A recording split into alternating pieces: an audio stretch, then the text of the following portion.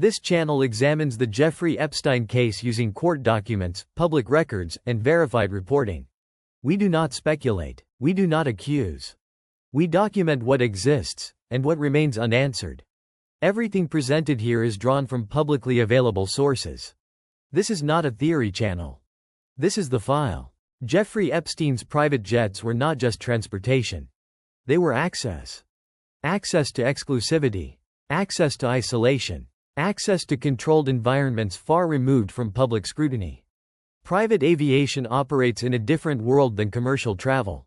There are no crowded terminals, no public boarding gates, no visible passenger manifests displayed for strangers.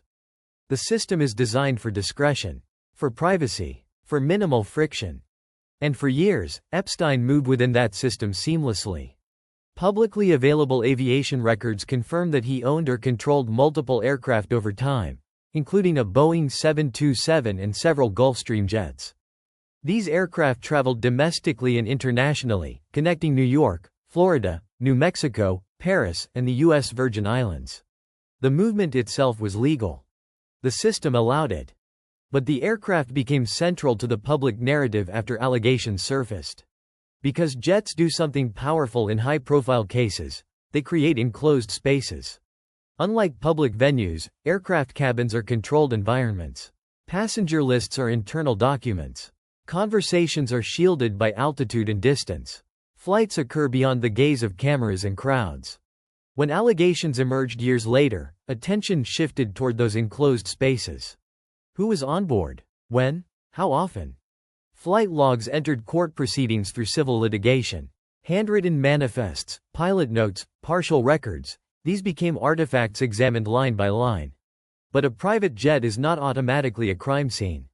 A name on a manifest is not automatically proof of wrongdoing. Yet the symbolism of those aircraft remains powerful. Because private jets represent more than travel. They represent hierarchy, access, insulation from ordinary systems. And in Epstein's case, they represent something else. A network that operated quietly for years before public exposure. The aircraft were visible in radar systems, registered with authorities, maintained under aviation law. But socially? There was silence. No headlines. No urgent investigations. No public alarm. The jets flew. The doors closed. The system continued. The question is not simply who flew. It is why so little scrutiny existed while it was happening. Private aviation does not operate in secrecy. It operates in normalization. In elite circles, private jets are not extraordinary. They are infrastructure, business tools, social connectors, symbols of status, yes, but also logistical convenience. When Epstein's aircraft moved between New York, Palm Beach, New Mexico, and the U.S. Virgin Islands, those flights did not stand out within the ecosystem of private aviation. Corporate executives, investors, politicians, and celebrities use similar systems daily. No public boarding announcements. No visible ticket counters. No passenger lines observed by strangers. Discretion is built into the structure. Under U.S. aviation rules, aircraft movements are tracked for safety. Radar systems log position. Maintenance records are required. Registration must be filed. But passenger transparency is not the system's priority. In commercial aviation, visibility is part of the model. In private aviation, privacy is. That distinction matters. Because when allegations later surfaced, the aircraft became central to the narrative. Yet during the years those jets were flying regularly, there was no automatic trigger for scrutiny simply because powerful individuals traveled privately. High-profile passengers boarding private jets is not unusual. It is expected. And expectation dulls suspicion. Within elite environments, repeated travel between the same properties, Manhattan residences, Palm Beach estates, Caribbean islands, did not appear anomalous. It appeared routine. Routine is powerful. Routine creates silence. There were no red flags in aviation systems indicating criminal activity. Flight plans filed. Airspace cleared. Customs processed international arrivals. The mechanical system functioned as designed. The social system functioned differently. Access to wealth often comes with insulation from external questioning. Invitations to private properties are rarely interrogated publicly unless something breaks the pattern. For years, nothing publicly broke it. The jets were photographed occasionally. Their tail numbers were visible in aviation registries. None of this was hidden. But visibility is not the same as scrutiny. A private jet parked on a tarmac does not invite questions by itself. It is only after allegations surface that past movement becomes suspicious in retrospect. The culture of private aviation did not create criminal allegations. But it created an environment where movement attracted little attention. And silence, in retrospect, becomes the most haunting element. When flight logs entered public view, one element overshadowed all others. Names. Recognizable names. Political names. Financial names. Cultural names. And once those names were attached to aircraft cabins, perception shifted dramatically. But proximity is not proof. A private jet cabin is a confined space, yes, but it is also a logistical platform. Individuals board for meetings, conferences, philanthropy events, business trips, or social visits. In elite circles, shared travel does not automatically imply shared conduct. This is the tension at the heart of the narrative. Publicly released manifests showed that Epstein's aircraft carried a range of high-profile individuals over the years. Some appeared once. Others appeared multiple times. Context varied. Destinations differed. What the records confirm is movement. They do not confirm motive. They do not confirm knowledge. They do not confirm criminal participation. Yet the symbolism of shared space is powerful. When allegations of abuse became widely known, retrospective analysis began. Every flight was re-examined. Every destination scrutinized. Every repeated name amplified. The aircraft became more than transportation. It became association. But legal systems distinguish sharply between association and complicity. Being on a plane does not establish awareness of conduct occurring elsewhere. It does not automatically connect a passenger to crimes alleged in other contexts. That distinction is critical, even if public emotion resists it. The psychological impact, however, operates differently. Power amplifies suspicion. When wealthy or influential individuals appear in documents connected to a criminal case, silence surrounding those appearances feels intentional, even when it may be procedural or contextual. Media coverage intensified this effect. Headlines highlighted recognizable passengers. Nuance about timing, purpose of travel, or lack of charges often occupied secondary paragraphs. Repetition cemented perception. And perception, once formed, is difficult to unwind. What the logs show is access. Epstein had access to influential circles. He moved comfortably within them. That access was real. What the logs do not show is universal guilt. The distinction matters. Because when proximity becomes narrative shorthand for participation, the public conversation shifts from evidence to implication. The aircraft cabins were private. But interpretation of who sat inside them became public and permanent. Before public exposure, Epstein was not widely known as a criminal figure. He was known as a financier, a philanthropist, a man with connections. Reputation, in elite environments, functions as a credential. Access to influential universities, political figures, and global institutions reinforces perceived legitimacy. Invitations to conferences, private dinners, and charitable events create a feedback loop of credibility. And credibility discourages scrutiny. When Epstein's aircraft transported guests between properties, those flights existed within a social framework that appeared respectable. Manhattan townhouses, Palm Beach estates, academic gatherings, philanthropic discussions. Nothing about the surface suggested urgency. Reputation acts as insulation. If an unknown individual operated the same travel pattern, questions might arise sooner. But high-level associations often quiet suspicion rather than trigger it. Social proof replaces investigative curiosity. This is not a defense of conduct. It is an observation of social mechanics. Elite circles often function on referral and familiarity. If one respected figure vouches for another, skepticism decreases. Over time, the network itself becomes validation. Epstein benefited from that structure. His aircraft did not merely move passengers. They reinforced proximity to power. Shared travel, shared photographs, shared events. Each moment strengthened the perception that he belonged. And belonging reduces alarm. When allegations began surfacing publicly, the reaction was not immediate universal outrage. It was confusion, denial, distance. Because reputation had already done its work. In retrospect, the silence appears glaring. But at the time, movement through elite spaces felt routine. The jets continued flying. The invitations continued arriving. The legitimacy remained intact. This illustrates a broader principle. Systems built on trust can be slow to detect exploitation. Reputation can delay accountability. Not indefinitely, but long enough. When legal consequences finally materialized years later, the contrast between past acceptance and present condemnation intensified public anger. The question became not only what happened, but how it continued for so long. The aircraft, once symbols of prestige, became symbols of unchecked access.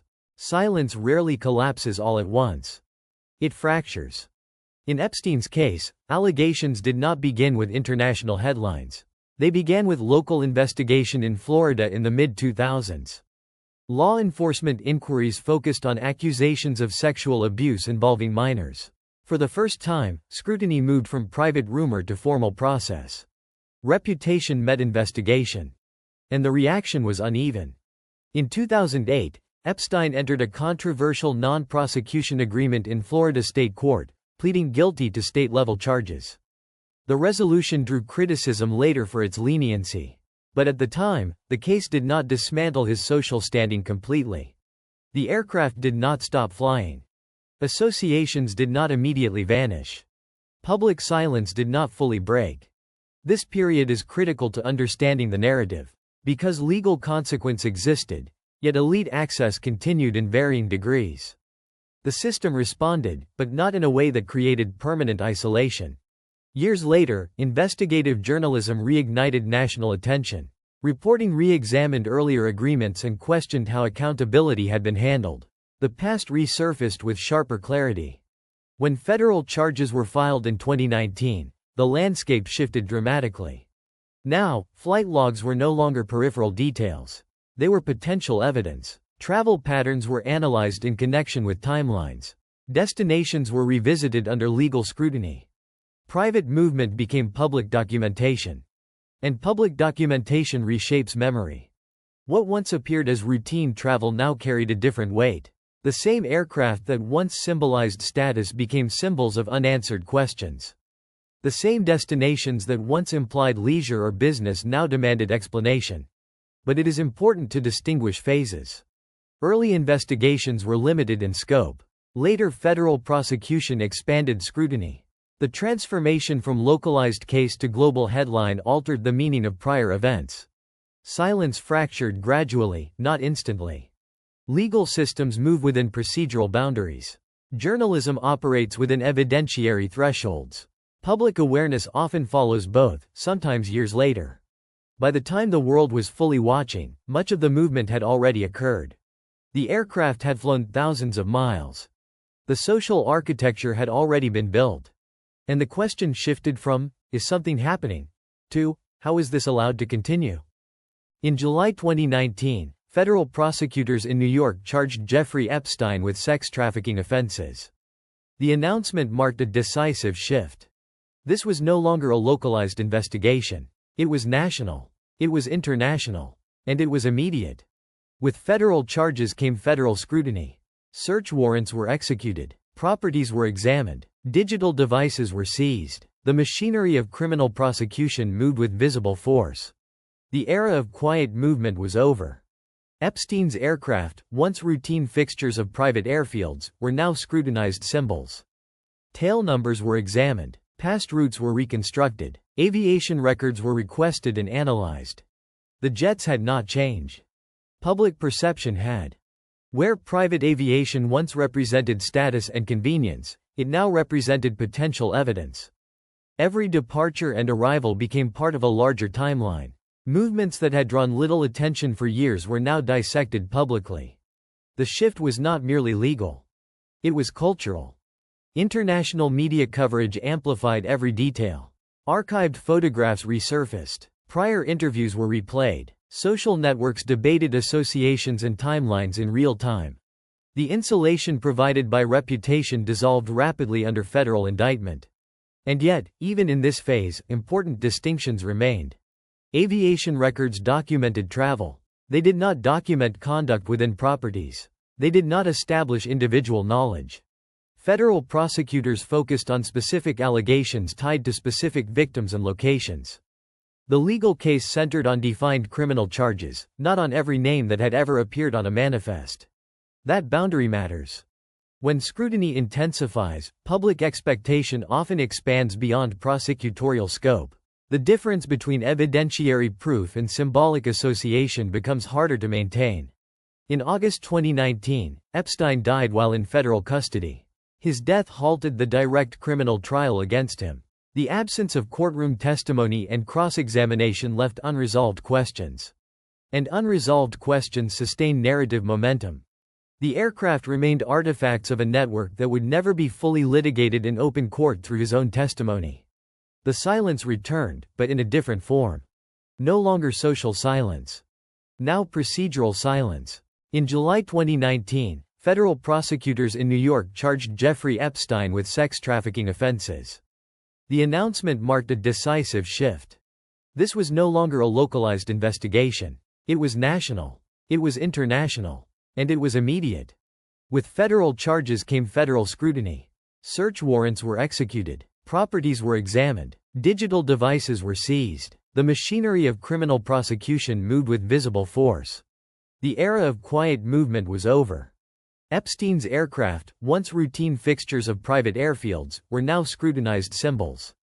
Tail numbers were examined. Past routes were reconstructed. Aviation records were requested and analyzed.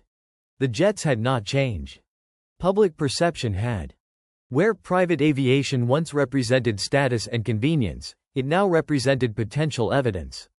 Every departure and arrival became part of a larger timeline. Movements that had drawn little attention for years were now dissected publicly. The shift was not merely legal.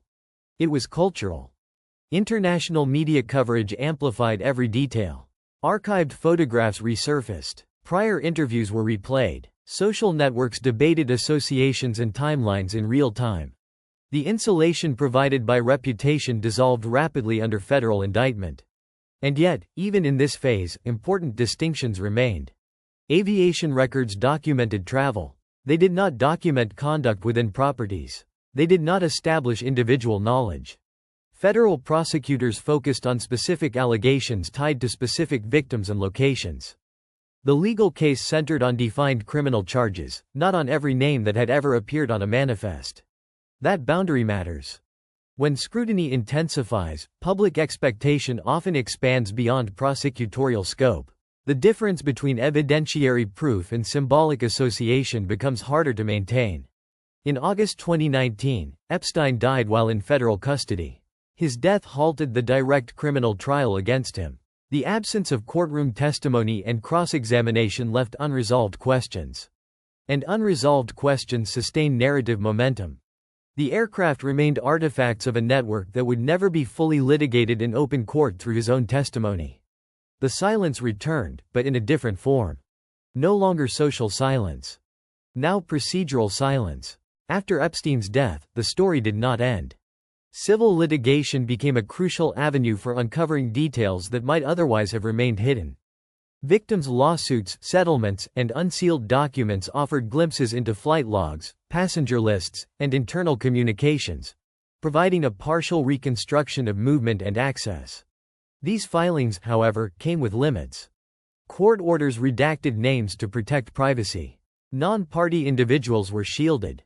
Sensitive information remained sealed. The records that reached the public were fragmentary, snapshots rather than complete archives. Fragmentary records can be misleading. When a name appears on a partial manifest, it may be interpreted as evidence of association or complicity. When a name is redacted or missing, it can fuel speculation of concealment. Both interpretations can diverge sharply from reality. Civil filings also highlighted patterns. Multiple passengers traveled repeatedly on Epstein's aircraft. Certain destinations were visited often. However, context remained critical. Business meetings, philanthropic trips, and legitimate social events occurred alongside criminal activity. Determining intent or knowledge for each individual is not always possible from documents alone. The legal system distinguishes between disclosure and interpretation. Courts release records to satisfy legal requirements, not public curiosity. Even unsealed files do not always include comprehensive explanations for travel or decision-making. Yet media coverage and online discussion frequently present them as definitive proof of misconduct or omission.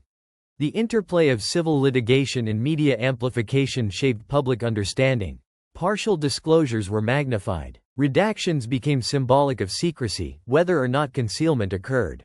Gaps in documentation, normal in private aviation and legal proceedings, were sometimes misread as deliberate erasure. Flight records, in this context, occupy a unique space. They provide a timeline and trace patterns of movement. They confirm presence, frequency, and route. They do not, by themselves, establish knowledge, intent, or criminal participation for passengers not formally charged. Even decades later, these partially unsealed records continue to influence perception. They are fragments of a network, a story, and a legal process, but not a complete narrative. By the time Epstein's flight logs, civil filings, and unsealed documents circulated widely, perception had taken on a life of its own. Partial records, isolated screenshots, and redacted manifests became interpreted as a definitive archive, a complete map of who traveled where, when, and with whom. Media amplification played a critical role. Every repeated report reinforced familiarity. A high-profile passenger appearing on multiple manifests gained disproportionate attention. Minor details were highlighted, while context, timing, purpose of travel, or absence of charges, was often buried deeper in reporting. Psychologically, repetition cements assumptions. If multiple sources emphasize certain flights, names, or destinations, the public begins to treat these fragments as exhaustive. Missing entries or redactions are perceived as deliberate omissions, even when gaps reflect procedural norms or privacy protections. Private aviation norms amplify this effect. In commercial airlines, passenger lists are public and regulated. In private aviation, they are operational, internal, and often handwritten. Logs may be abbreviated, initials used instead of full names, or notes added in margins. These operational realities, combined with incomplete civil disclosures, create natural gaps. When gaps intersect with public fascination, especially involving wealthy or influential figures, they fuel narratives of secrecy and conspiracy. The aircraft, once practical tools of movement, are reframed as symbols of hidden activity.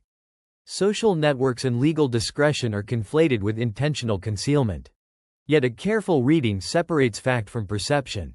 Records confirm flights occurred. They document who was present, at least in part, and show patterns of access. They do not, however, establish awareness, intent, or complicity for every passenger. Civil litigation and unsealed documents provide context, but the absence of a completed criminal trial leaves interpretation partly decentralized. This dynamic explains why gaps continue to provoke suspicion. People naturally seek completeness. When documentation is partial, whether due to redaction, operational procedure, or legal constraint, the mind fills in missing pieces, often assuming deliberate omission. After nearly 2 decades of scrutiny, Epstein's flight records remain one of the most cited pieces of evidence in public discourse. Yet understanding them requires careful separation of fact, procedure, and perception. The logs confirm aircraft movements, destinations, and partial passenger lists. They document who boarded, at least according to handwritten manifests, digital filings, or civil litigation disclosures. They establish patterns. Repeated flights to New York, Palm Beach, the U.S. Virgin Islands, and other private estates. They show access to influential social circles, travel frequency, and reach. But these records do not prove knowledge or complicity for every individual on board. Legal systems distinguish between presence and participation. Civil suits, settlements, and unsealed documents provide context but cannot fill gaps left by privacy rules, redactions, and operational norms. Handwritten logs may contain initials, shorthand, or ambiguous entries. Flights recorded may not correspond to criminal conduct. Media amplification shaped perception. Partial manifests became symbolic artifacts. Names repeated across screenshots and headlines fueled the belief in a comprehensive archive, an archive that never existed. The public conflated partial evidence with totality. Redactions were interpreted as concealment, even when legally required to protect privacy or ongoing investigations. Private aviation norms, combined with elite social culture, explain why flights went largely unexamined for years. High-profile access creates visibility only retrospectively. Reputation, routine movement, and discretion delayed scrutiny. By the time federal charges were filed in 2019, aircraft that had once symbolized privilege became symbols of investigation and speculation. Ultimately, Epstein's flight records reveal movement, association, and access, but not universal guilt or intent. They are fragments of a larger network, subject to procedural and media constraints.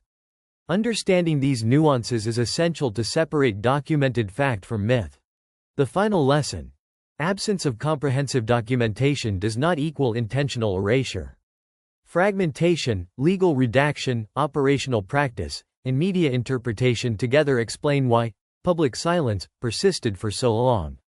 Epstein's private jets were tools of movement, power, and access, not definitive proof of actions taken on board. The story of these flights is a cautionary tale about perception, context, and the difference between what is recorded and what the public believes must be missing. The documents exist.